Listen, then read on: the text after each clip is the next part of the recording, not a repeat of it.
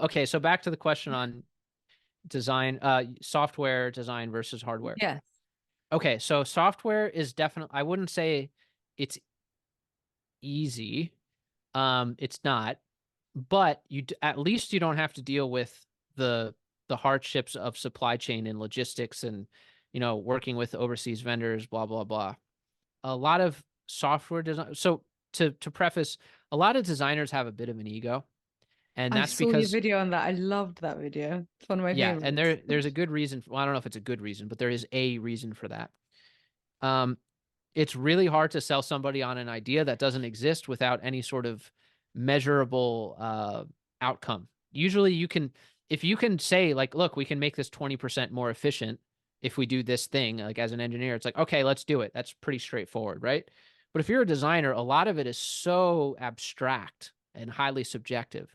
So in order to sell the business guys on it or sell the investors on it or whoever, you kind of have to have a front that sort of makes you seem like, the big genius or whatever.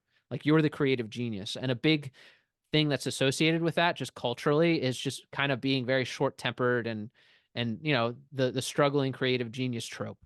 I think the reason for that is once again because it's really hard to tie a positive outcome to design ahead of time.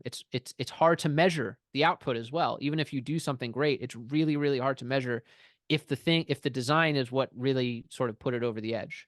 So Um, essentially, what you're saying is that what Steve Jobs is famous for, I mean, he obviously is famous for his amazing flair for design, but also for being very difficult.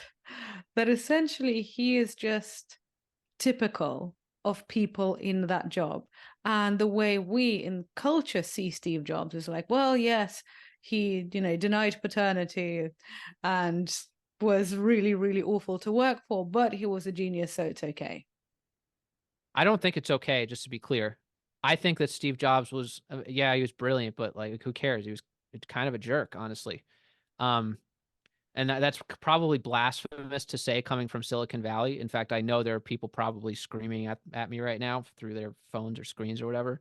But that's really what I think. I think it's totally unnecessary. I understand why people do it. I want to make another thing clear. I don't think it's typical, but I do think it is definitely a designer archetype. There are designers who are like that. I wouldn't even call it common, but there are designers who are like that. I know plenty of designers who are really great and really nice. Um, yeah. In terms of Steve Jobs, I don't know if you even need to do that. It's just sort of it's one technique that you can use to sort of sell your vision and get it through. But you have to another thing is that it's so hard to get anything made that you almost need to be uncompromising and forceful, maybe not with other people, but with sort of making sure that it gets through. So there's a way to do that that isn't rude or aggressive, but the type of person who is going to do that will often have those other negative traits that are associated with persistence and, driven determination, et cetera, et cetera. So you're saying that essentially, in order to sell investors or a CEO or a CFO, even worse, on a design with a thing that doesn't exist, um, people have to really believe in their vision. And sometimes that comes out in the form of them, not being very nice. But in digital design, you don't have that issue. Am I correct? You have less of it. Digital designers are a lot nicer, and there could be cultural aspects to that, but also it's because you can tie your design work to a measurable outcome because the analytics are just so damn good with software. You can even see there's like eye tracking. You can see where the person's finger is moving around on the screen in some cases. You like you have an app, let's say. You change the buy now button from green to red. This is like a common thing. And sales go up 3%. Maybe it's millions of dollars every year.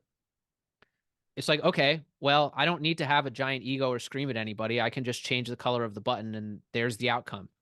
So Mm-hmm. you don't need to rely on the ego as much.